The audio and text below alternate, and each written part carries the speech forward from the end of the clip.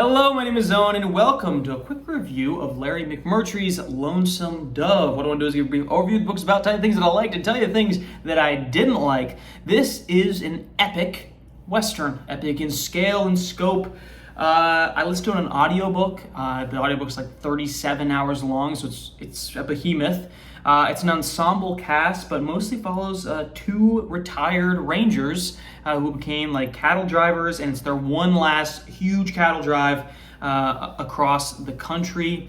And it starts them off in their small town of Lonesome Dove in Texas.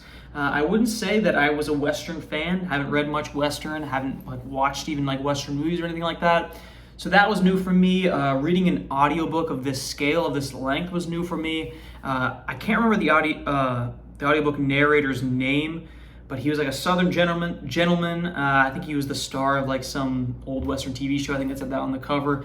Did a great job. I will say that I think it was recorded in the 90s or something, so the quality is noticeably different than modern audiobooks. You could hear his breaths in between takes and sometimes background noise. But I got used to it fairly quickly, and his character voices were spot on, so I think he did a fantastic job.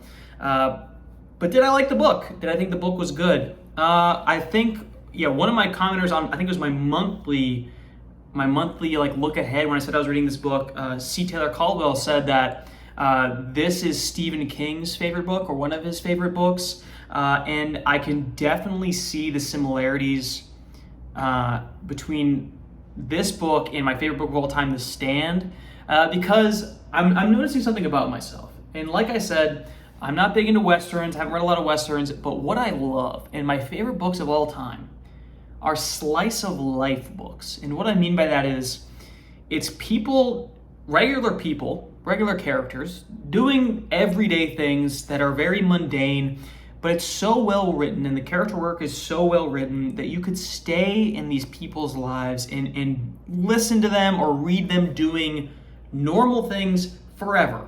The plot takes a back burner to these characters living their lives. So The Stand is like this, especially for the huge amounts of setup that Stephen King does. Very similar to Lonesome Dove, where these cattle drivers, Call and Gus and all the rest of the crew, for the first probably 10 hours of the audiobook, I have no idea where this is going. I don't understand, is there a goal? What is the goal? Eventually, they start going on this cattle drive and you realize, okay, it's about this journey. But Larry McMurtry, he takes his time with these characters, and because he's such a great writer and such a great character writer, you are immersed in this world and you don't care that they're not really doing anything. Now, this isn't a genre for everyone. One of my favorite books I read this year, or favorite trilogies, was the Farseer trilogy. I think that's also a very slice of life fantasy book. A lot of people read that trilogy and say, oh, it's boring, I hate it, nothing happens. It's just a journey, or he's just a run around the castle, it's boring. I could see people having the same complaint for this book, especially if you don't like slower stories, because the story is incredibly slow. But I'm learning about myself, I just punched myself in the face too. I'm learning about myself that these slice of life stories where it's just characters above all, above plot, above story structure, above everything, really pays dividends for me in terms of my enjoyment and the payoffs at the end. Because the last half of this book, when you're completely bought into the characters, when you understand them all, it's just a masterpiece. And I don't say that lightly. Is it my favorite book of all time? I don't think so. I think I read better slice of life like this, but I don't have reading experiences that are more enjoyable than this, I would say. I just say maybe it's just not my favorite story of all time, but immersing myself in this world, it was absolutely a treat and a pleasure. And I've learned that there are sequels and there's a prequel to this story. I'm bought into these characters and I love these characters and I want to spend more time with them. But it's also unique too, because like I said, those slice of life, right? So Farseer trilogy is very narrow in scope for slice of life. It's just the main narrator character. And why I compared it to The Stand was it's slice of life with an ensemble cast. And this one, I don't know about the numbers, but in terms of characters that you spend a lot of time with, this might beat out The Stand in terms of number of POV characters. They're very comparable. But it's difficult. It was difficult for the first chunk of this book specifically, compared to The Stand, where I had trouble differentiating who is who and why should I care about specific characters that we're meeting. which isn't a problem I have with The Stand.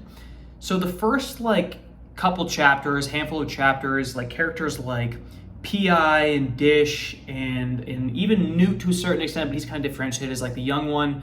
I had difficulty differentiating them for the first couple chapters, right? They're all just cattle drivers, they're slash cowboys. Some of them have ambitions, some of them don't. They all blended together. So that took me a while, especially when you listen to an audiobook, when you don't see the names. Like I didn't know until I was Googling it that P.I. was P like the food, P.I. I thought it literally was just the letters P.I. Like obviously, like why would I know that if I was listening to the audiobook? It just took me a while to differentiate them. I will say, however, Call and Gus, like the two not titular, but most prominent characters, absolutely stands out. Lori is a standout character. Claire is a standout character. I loved her as well.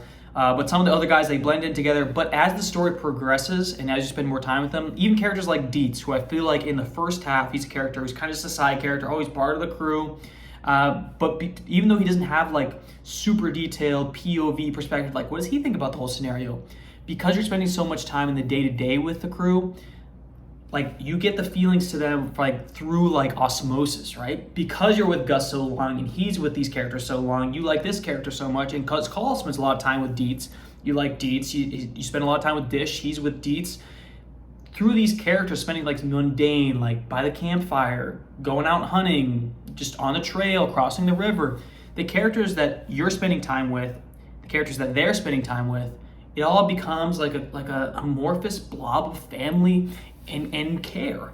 So I ended up by the end of the story being invested in all of the characters.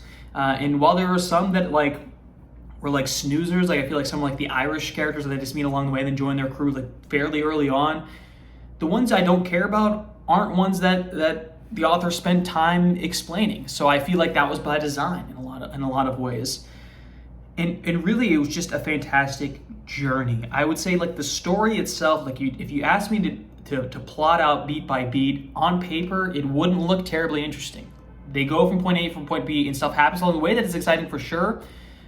But along the journey, you know, it's about these characters and living with them. And I don't know how like these kind of writers do it, but it just makes the experience just so immersive and so deep and more meaningful than if like the story was about like if it was like a Red Dead Redemption 2, like retired cowboys, you know, gunslingers.